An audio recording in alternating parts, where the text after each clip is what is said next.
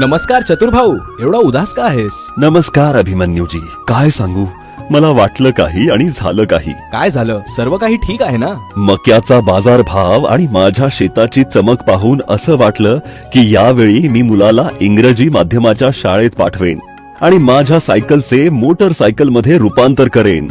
अहो, मग काय झालं? प्रतिकूल परिस्थितीत रोप खाली पडलं. खराब हवामानही सहन करू शकलं नाही आणि मला यावर्षी कमी उत्पादन मिळालं. ठीक आहे. चतुर्भाऊ, बघा, तुम्ही जी वैशिष्ट्ये बघून बियाणे निवडत आहात ते खरे तर सर्व दाखवण्याच्या गोष्टी आहेत. आम्हाला असे बियाणे हवे आहे जे प्रतिकूल परिस्थितीतही जास्तीत जास्त उत्पन्न देईल. खरंच असं बियाणं आहे का? चतुर भाऊ, तुम्ही नेहमी तुमच्याच दुनियेत हरवलेले असता.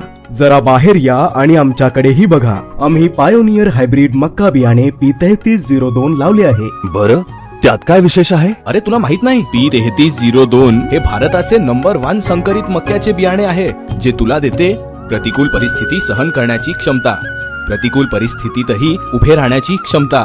ते कमी वेळेत तयार होते आणि हे तुम्हाला अधिक शेलिंग टक्केवारी देते, जे जास्तीत जास्त उत्पन्न देते. भाऊ, हा तर चमत्कार आहे.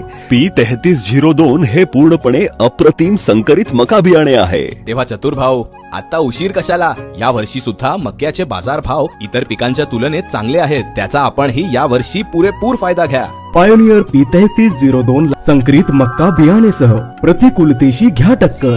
आता आमचा निर्णय पायोनियर आणि तुमचा